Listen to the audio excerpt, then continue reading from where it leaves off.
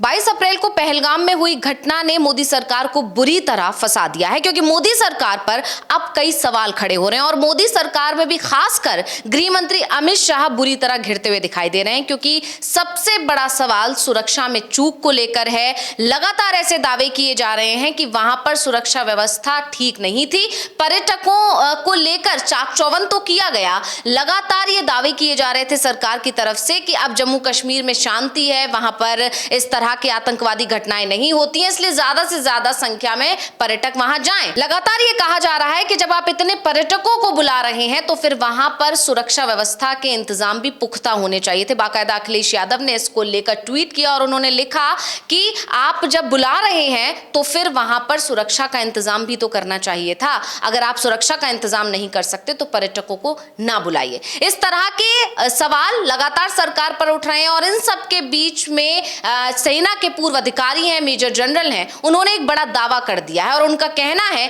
कि क्योंकि सरकार ने 1,80,000 सैनिक कम किए, यानी जो भर्ती होनी थी उन्हें रोक दिया गया और उसी का नतीजा है कि अब इस तरह की घटनाएं हो रही हैं और आगे भी इस तरह की घटनाएं होती रहेंगी। यानी सुरक्षा व्यवस्था को लेकर बहुत बुरी तरह यहां पर गृह मंत्रालय घिरता दिखाई दे रहा है और रक्षा मंत्रालय भी घिर रहा है। विनाश, हाँ बिल्कुल, ये दोनों मंत्रालय घिर रहे हैं और साथ ही साथ प्रधानमंत्री नरेंद्र मोदी पर भी सवाल उठ रहे हैं। गृह मंत्रालय को तो साफ साफ, क्योंकि वहाँ पर यूनियन टेरिटरी है जम्मू कश्मीर, तो सारी सुरक्षा व्यवस्था की जो मुख्य जिम्मेदारी आ जाती है वो केंद्रीय गृह मंत्रालय के पास आ जाती है। और दूसरा जो मामला है रक्षा मंत्रालय से जुड़ा हुआ, जो कहा जा रहा है कि जिस तरीके से सेना में कमी की गई है, और सबसे बड़ी बात तो ये कही जा रही है कि जब जो खुफिया एजेंसियों का इनपुट था, आईबीओ और रॉ की तरफ से बताया गया था कि आतंकवादी एलओसी के आसपास में सक्रिय बने हुए हैं, और जिस तरीके का बयान पाकिस्तान के सेना के चीफ का आया था उसके बाद ये कहा जा रहा था कि कोई बड़ी घटना हो सकती है। मतलब खुफिया अलर्ट तो था, लेकिन उसके बावजूद यदि आपको खुफिया अलर्ट मिला हुआ है तो फिर आपने उसके लिए तैयारी क्या कर रखी थी। अगर इस तरीके की घटना हो जाती है, और यह कहा जा रहा है कि वहाँ आतंकवादी करीब 40 से 50 मिनट तक घूमते रहे, जंगल से आए और जंगल से आने के बाद वो मैदान में आए जहां सैलानी थे और उन्होंने चुन चुनकर मारना शुरू किया। 40-45 मिनट तक वो वहां बने रहे और कोई भी जो आर्मी का जवान वहां नहीं दिखाई दिया। तो इस साफ से ये दिखाई दे रहा है कि सुरक्षा के साथ समझौता किया गया है और इसका जो परिणाम है वो वहाँ जो 28 लोग मारे गए हैं उनको भुगतना पड़ा है। तो सवाल सीधा सीधा गृह मंत्रालय पर भी उठ रहे हैं, रक्षा मंत्रालय पर भी उठ रहे हैं और प्रधानमंत्री नरेंद्र मोदी भी सवालों में है। जी बिल्कुल, यहाँ पर लगातार सवाल उठ रहे हैं और सबसे ज्यादा गृह मंत्री अमित शाह की किरकिरी हो रही है। और एक तस्वीर भी जब सामने आ रही है, जब वो श्रद्धांजलि देने पहुंचे हैं जिन लोगों की जान गई है उनको, तो रेड कारपेट बिछा हुआ है, इस पर भी विपक्ष हमलावर हो गया। विनाश, हाँ जाहिर सी बात है, क्योंकि वो शोक का माहौल है, कोई खुशी का माहौल नहीं है। और आप जिस तरीके से जा रहे हैं और इसको भी एक बड़े कार्यक्रम का रूप दे रहे हैं, जबकि वहाँ आप शोक संवेदना जताने के लिए गए हुए हैं, तो इसको लेकर तो सवाल उठ रहे ही थे। उसी समय से सवाल उठना शुरू हो गए थे जब अमित शाह पहुंचे थे और उनके लिए रेड कारपेट बिछाया गया था। भाई आप जहां गए हैं वो आतंकी घटना घटी हुई है, वहां पर आप वहां कोई राजनीतिक जलसे में नहीं गए हैं, तो इसीलिए सवाल तो पूछे ही जा रहे हैं कि भाई सरकार की नीति क्या है। जी।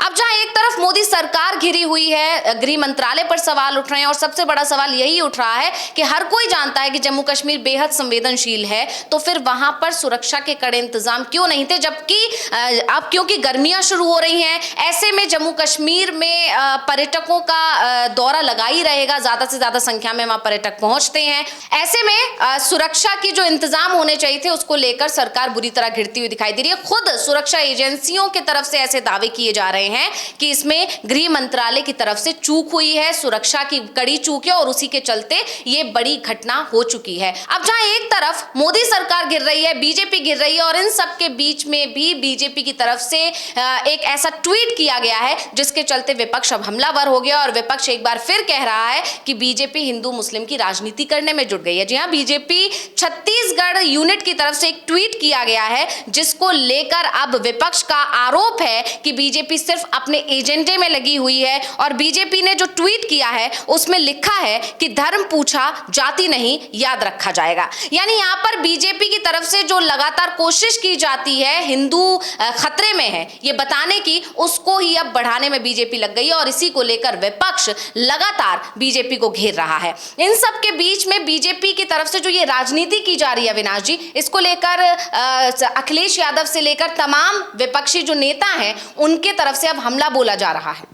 नहीं, जिस तरीके का जो ट्वीट आया ये काफ़ी शर्मनाक ट्वीट माना जा रहा है। और सबसे बड़ी बात तो बीजेपी पर इस तरीके के आरोप तो लगते ही हैं कि आतंकी वारदात को भी वो अपने सियासी मकसद में फ़ायदा उठाने की कोशिश करती है।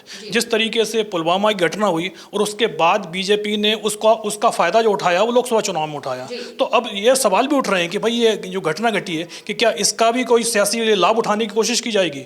और क्योंकि सवाल बीजेपी पर ही उठ रहे हैं, जैसे आपने शुरुआत में चर्चा की, जीडी बख्शी ने जो बोला है कि जो सैनिकों की संख्या क्यों कम की गई। सबसे बड़ी बात तो ये है कि इस समय भारत के जितने भी बॉर्डर हैं सभी बॉर्डरों पर टेंशन चल रही है। आप चीन का बॉर्डर देख लीजिए, वहाँ से अभी तक सैनिकों की संख्या कम नहीं की गई है। पाकिस्तान के साथ तो ये टेंशन बनी हुई है और अब ये नई घटना और घट गई है। बांग्लादेश के बॉर्डर पर जब से शेख हसीना की सरकार गई है उसके बाद से वहाँ के हालात बिगड़ गए हैं। जो म्यांमार का बॉर्डर है वहाँ गृह युद्ध छिड़ा हुआ है और जो मणिपुर में जो म्यांमार से जो विद्रोही संगठन के लोग आते जा रहे हैं उनका आना जाना लगा हुआ है, उस पर भी अभी तक रोक नहीं लग पा रही है। तो यानी आपका जो पूरा का पूरा जो बॉर्डर है वो इस समय एक तरीके से देखा जाए खतरे में पड़ा हुआ है और उस पर यदि 1,80,000 सैनिकों की कमी होती है तो भाई आप मतलब एक तरीके से देश की सीमाओं की जो सुरक्षा है वो सीधा सीधा अपने भगवान के भरोसे सौंप दिया क्या। एक तरफ आप ये कहते हैं कि भाई सेना को हाईटेक किया जा रहा है, तो पिछले 10 साल में सेना को कितना हाईटेक किया गया है? कोई बहुत बड़े रक्षा सौदे नहीं हुए हैं, ना ही कोई आपने कोई सेना को ज़्यादा जो सामान उपलब्ध कराया है, लेकिन 1,80,000 सैनिकों की कमी करना, इस पर सबसे ज़्यादा सवाल खड़े हो रहे हैं। अगर वो सैनिक होते और कश्मीर में उसमें कुछ हिस्सा भी 50,000 60,000 भी सैनिक तैनात होते तो ये घटना नहीं घटती जिस तरीके की घटना पहलगांव में हुई है। जी बिल्कुल। और यहाँ पर जैसे कि आपने बताया अविनाश जी, पुलवामा के बाद और 370 हटने के बाद ये बहुत बड़ा आतंकी हमला है और इसके चलते सरकार बुरी तरह घिरी हुई है। और अब इसको लेकर जो ये घटना हुई है वहाँ के जो लोग हैं, जो स्थानीय लोग हैं, वो ज़्यादा परेशान दिखाई दे रहे हैं क्योंकि जैसे तैसे उनकी जो आजीविका का साधन थोड़ा मजबूत हो रहा था, पर्यटकों का जाना शुरू हुआ था जिसके चलते उनको थोड़ी तसल्ली थी, लेकिन अब मुश्किल में फिर से वो घिरते हुए दिखाई दे रहे हैं। और इसको लेकर उन लोगों का सीधा सीधा यही कहना है कि सरकार की तरफ से चूक हुई है और उसी चूक का नतीजा है। दरअसल जहां पर ये घटना हुई है वो पहलगाम से करीब 5 किलोमीटर की दूरी पर स्थित है और इस जगह का नाम है बैसरन, जो एक गुमनाम पर्यटक स्थल है जहां पर पहले ज्यादा लोग नहीं जाते थे, लेकिन अपने पिछले कुछ समय में पर्यटक ज्यादा से ज्यादा संख्या में पहुंच रहे हैं। और ये जो जगह है ये चारों तरफ से घने जंगल से घिरी हुई है, लेकिन इतने संवेदनशील जगह होने के बावजूद वहां पर सुरक्षा कर्मी मौजूद नहीं थे, वहां पर सुरक्षा व्यवस्था नहीं थी, इसी के चलते इतनी बड़ी घटना हो सकी। और यही नहीं, बैसरन की इस घटना ने घाटी के अन्य गुमनाम पर्यटन स्थलों जैसे कि दूध पथरी, बोर्ड नंबल, बंगस, नारानाग, श्रंजफाल, द्रंग, रिंगावेली, गुगलडारा ये भी जगह शामिल है। यहाँ पर भी पर्यटकों का जमावड़ा लगा रहता है और वर्ष 2023 में G20 बैठक के बाद से ये ऑफ बीट पर्यटन स्थल पर्यटकों से गुलजार बने रहते थे।